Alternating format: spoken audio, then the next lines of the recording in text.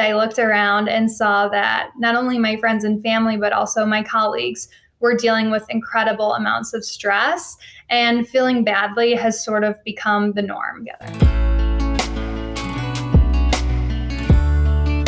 Hi, everyone, and welcome to the Sea Change podcast. I'm your host, Tracy Weiss, and I'm also the founder of Sea Change Collective, which is a community of innovators dedicated to creating learning experiences that matter. First, I want to thank you for your time and for clicking this link. I know that your time is incredibly valuable, and we hope our conversation today is worthy of your time investment. Today, I'm here with Jessie Pagliari. Jessie is the founder of Everyday Bliss, a personal corporate wellness company. She leverages her experience in the Fortune 15, her master's in communication from Northwestern University in Chicago, Illinois, and her passion for total wellness to create cultures of wellness for organizations. In addition, Jessie is a communications, engagement, and wellness subject matter expert for Sea Change Collective. Welcome to the Sea Change podcast, Jessie. It's great to talk with you. Can you take a moment to introduce yourself? Yes. Hi, everyone. Thank you so much for listening today. And thank you so much, Tracy, for having me. I am so excited to be speaking on this very important topic of burnout and employee wellness. Again, my name is Jessie Pagliari. I am a founder and consultant at Everyday Bliss Co, which is a personal and corporate wellness company. Where I help organizations build cultures of wellness. And what a culture of wellness is a culture where employees are engaged, happy, and able to prioritize their work without sacrificing their wellness. My ethos is very simple. When we feel good, we do our best work. So I want to help people feel amazing every single day. Thank you, Jessie, so much. This is such a timely conversation as we're entering the conference season, where this year's top global HR conferences are focusing on wellness and the reinvention of work. I know that wellness is a passion of yours, and you have a really personal story. Do you mind telling our audience why this mission is so important to you? Absolutely, and thanks for giving me space to do so, Tracy. So I was once a top performing associate at a large corporation, and I became incredibly burnt out, so much so that I fell chronically ill with a disease called fibromyalgia. And I continued to work full time through this and push through my symptoms for many years until I became so ill that I was unable to work. I eventually took a medical leave and then took a sabbatical from work altogether.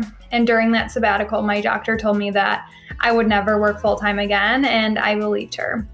I ended up taking a 30-hour stress management course at the Mayo Clinic in Rochester, and I learned that stress can and must be managed to maximize our total wellness. With this training and some other wellness certifications, I was able to make a full recovery.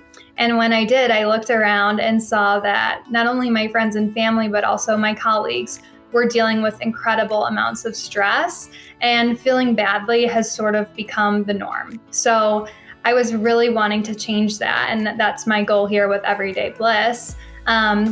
And I've combined these techniques that I've learned at the Mayo Clinic, as well as within my Master's of Communication at Northwestern, to help corporations build a culture of wellness where people can really maximize their wellness and also maximize their output within the organization. Jessie, thank you so much for sharing such a personal and vulnerable example of the impact stress and burnout has on our lives. Before we continue talking about burnout, can you define it for everyone so that we're all speaking the same language? What is burnout?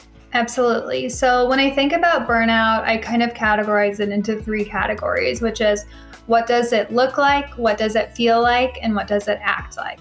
So what does it look like? This is the proper definition. Burnout is defined as exhaustion of physical and emotional strength or motivation, usually as a result of prolonged stress.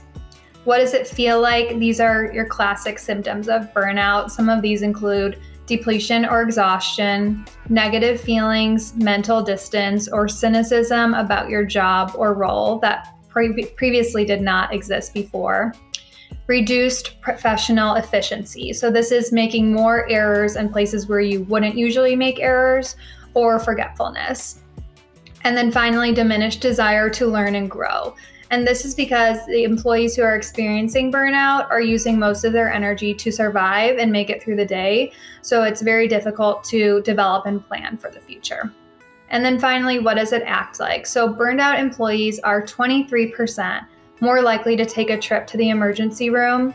They are 63% more likely to take a sick day, and they are 2.6 times more likely to leave their job altogether. I love how you framed that. Super clear with what burnout looks like, feels like, and acts like. Jessie, honestly, while the rest of our session is focused on how organizations can combat this, I am making the assumption that there are people listening thinking that they feel like that. I would love for you to spend just a few minutes talking to people listening about what they can do if they're feeling some of those symptoms that you mentioned above. So the question is, what are some really quick tips for anyone feeling those symptoms that you just mentioned? I first want to give the caveat that I am not a doctor, and I would encourage anyone who is feeling these physical or mental symptoms to engage their doctor or therapist. One thing I do think is helpful, though, is to understand what's happening in the physical body when we are experiencing burnout. So burnout sends our nervous system into overdrive. Some might call this fight or flight, but this is our stress response. And in this response, we perceive everything as an imminent threat, which continues to drain our battery. So it makes us even more tired. To get out of this state, it's important to soothe the nervous system. And when we think about who's really in the driver's seat of the nervous system, it's your vagus nerve. Your vagus nerve is like a muscle. It can be strengthened, and that when it is strengthened, your stress recovery becomes quicker and more efficient. So we want to really soothe and pay attention to the vagus nerve. One of the things that helps do this is deep belly breathing. So it actually massages the vagus nerve, which sends a message to our brain that we are now safe. I recommend doing what I would call in-the-moment recovery. So if you have a stressful phone call or a stressful meeting, taking 2 to 3 minutes to do deep belly breathing and take you out of that stress response almost immediately or in the moment will be incredibly impactful in these situations where you're working through stress. Other good tips to soothe the nervous system are having good sleep habits, spending more time in nature, removing stressful stimuli like screen time. All of these things are really great support for the nervous system. Thank you, Jessie. And I'm sure we can dedicate a whole other podcast to helping people avoid and address burnout. Yes. As I mentioned, this podcast is really focused on organizations and how organizations can support people to recognize the symptoms, upskill and train them on how to address it. To me, it sounds like this is a really serious problem. Can you tell me more about the causes of burnout? Absolutely. So I think something that happened in my burnout journey is I immediately went to blame myself. And I was like, oh, I'm not taking the right vitamins, or I'm not exercising enough, or doing the right exercises.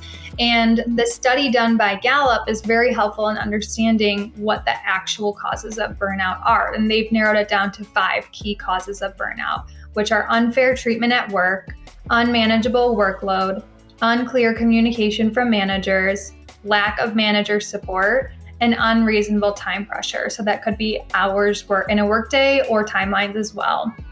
So a common misconception from organizations then is that they feel like there is nothing that they can do about burnout. Perhaps leaders feel stuck because they've invested in maybe summer Fridays or having additional days off. They're giving free gym memberships, and they still aren't seeing the results in terms of employee wellness, employee happiness, and engagement. And so the truth is, to demystify this, is that these benefits are certainly nice to have. And I encourage organizations to continue to use these benefits, but they won't solve for unfair treatment at work. They won't solve for unmanageable workload or any of the other issues that I just mentioned. So to put it another way, unfortunately, and this was in my case too, someone who takes all of their vitamins and exercises every day on their free gym membership can still get burnt out. No amount of perks will fix unfair treatment at work or lack of support. And these are communication issues that need to be fixed from the top down. It seems like those well-intentioned wellness programs don't have the desired impact because organizations are missing that part about communication, training, and support. So now that we know the causes of burnout, what are some things you think organizations can do about it? So I think the first thing that organizations can do is gauge where their employees are at in those 5 categories of fair treatment, workload, communication, support, and timelines. And some of the questions that they might ask are, in terms of fair treatment, what does fairness look like at this organization, and are people being treated fairly? In terms of workload, is the workload manageable? I just saw an article the other day. It's becoming increasingly common that one employee is doing the work of 2 employees. It might be affordable, but it's not sustainable, especially for the employee who is doing that. Communication, are managers communicating clearly? Are they given the tools to communicate clearly? Is there too much or too little communication happening? And then in terms of support, are managers providing support? And also, are they given support? What does support look like in our organization? And is it readily available, or are there barriers to support? And finally, timelines. So are timelines reasonable in this organization?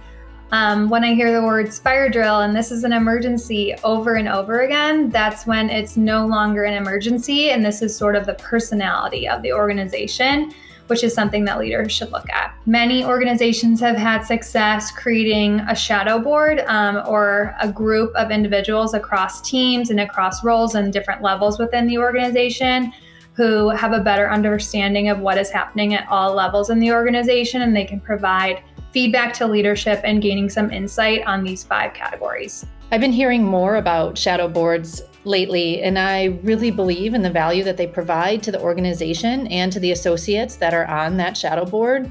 Just a quick caution, though, that organizations need to be careful that new project teams, like shadow boards, are not unintentionally creating an environment that fosters burnout, meaning high performers are being tapped with one more high-profile task, which could cause high performers to be in a position where they have to do more with less. What are your thoughts on that? Absolutely, Tracy, and that's a really great point. And that's where I think it's so important that organizations either have a dedicated professional to this. So I've seen more and more chief wellness officers being appointed and a wellness team being appointed, or they outsource and hire a third party to help spearhead this task, because many organizations will get started and realize what a huge undertaking it is. And it's an important one, but there needs to be the appropriate resources dedicated and people who have training. So I think it's a great point to make that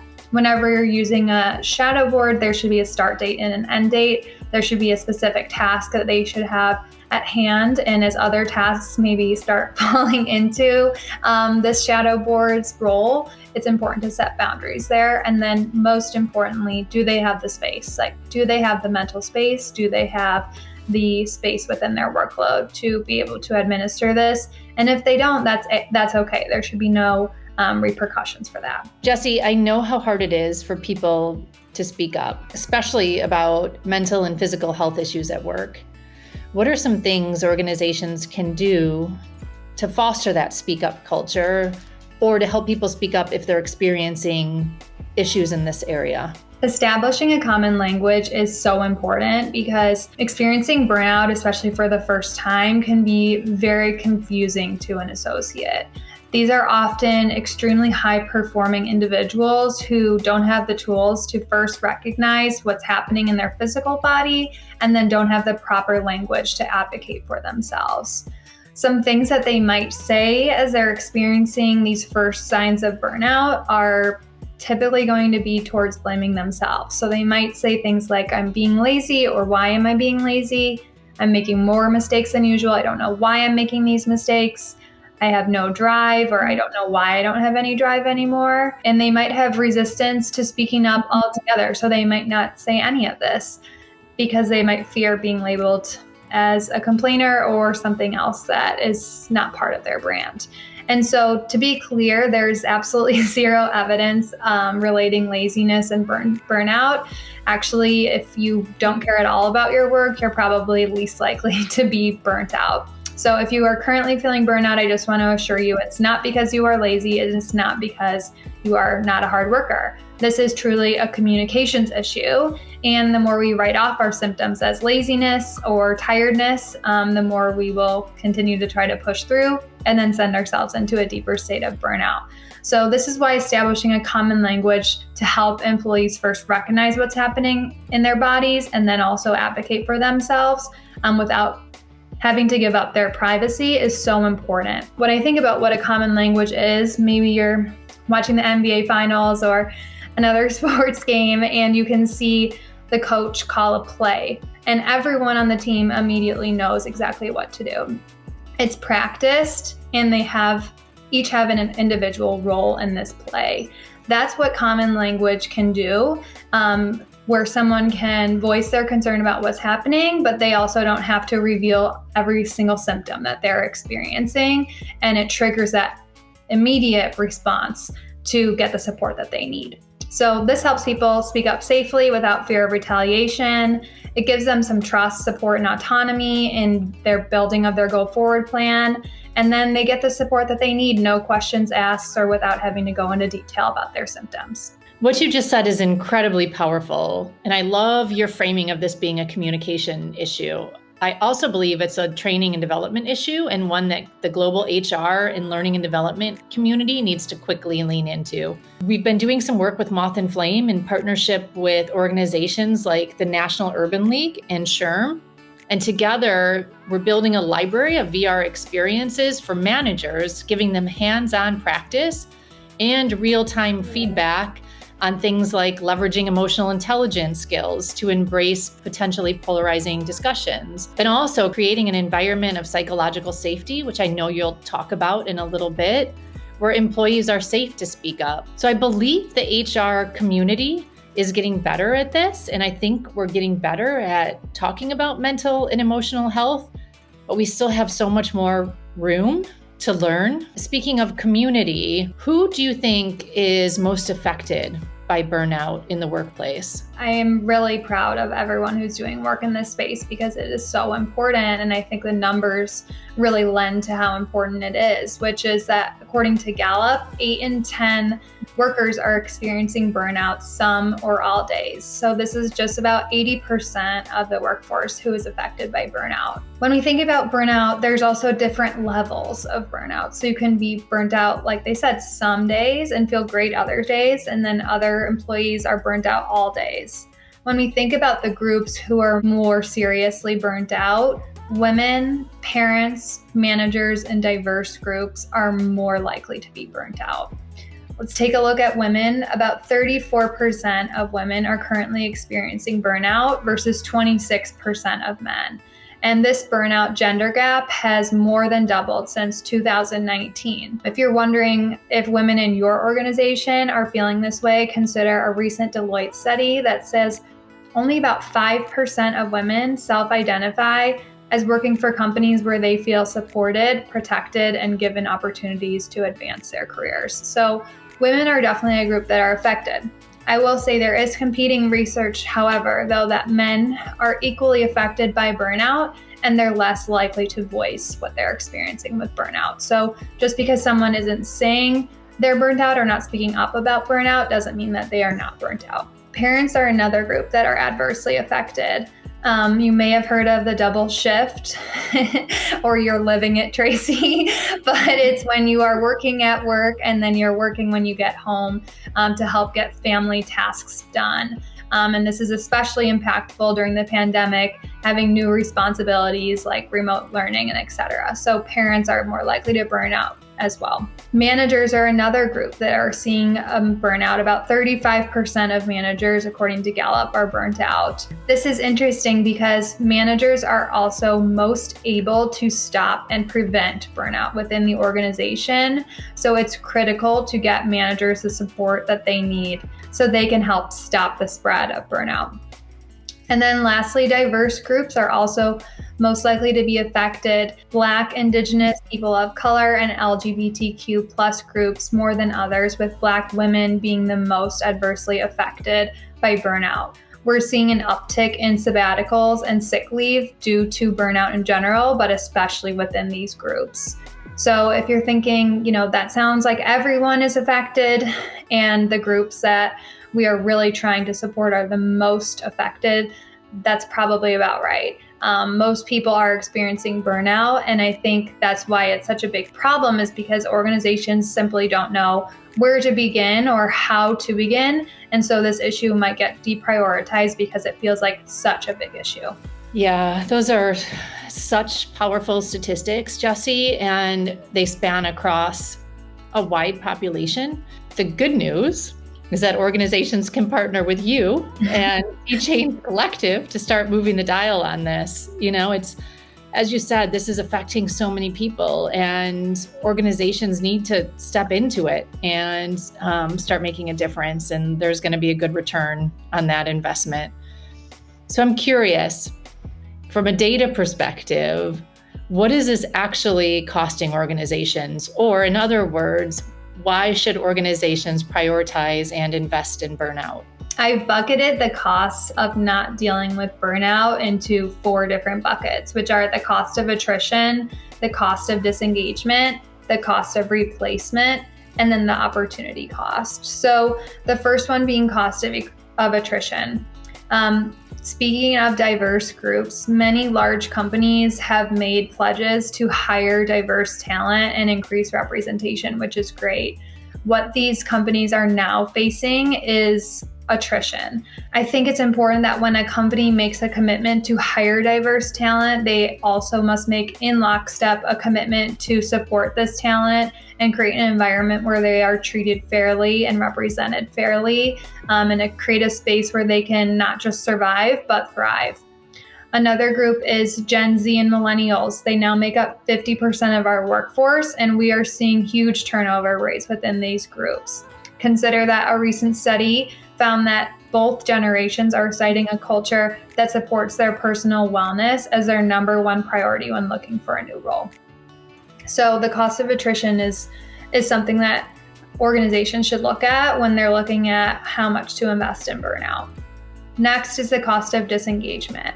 So as mentioned earlier, burnt out employees have negative feeling towards work, and they don't actively seek new opportunities to learn and grow because most of their energy is going towards survival or making it through the day. Gallup calls this disengagement or a disengaged employee, and this is a costly problem for organizations.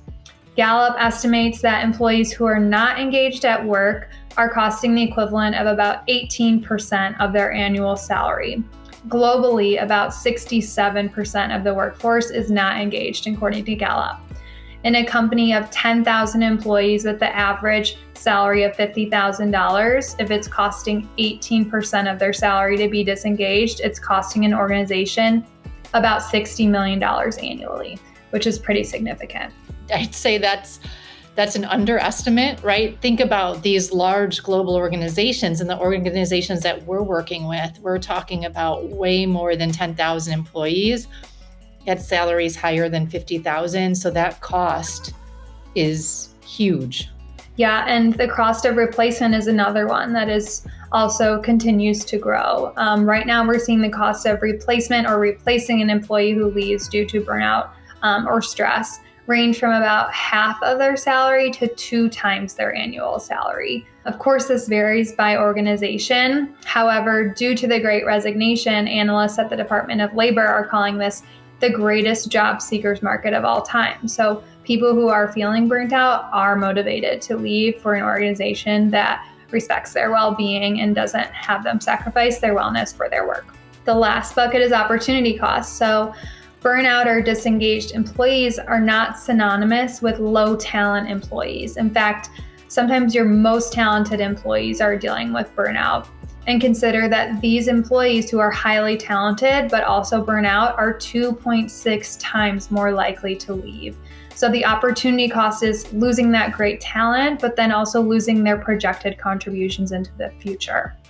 A study published in Harvard Business Review looked at 20 different organizations, and they found that the highest performing individuals across all of these organizations were people with a tenure of a decade or more, which I know sounds like a really long time.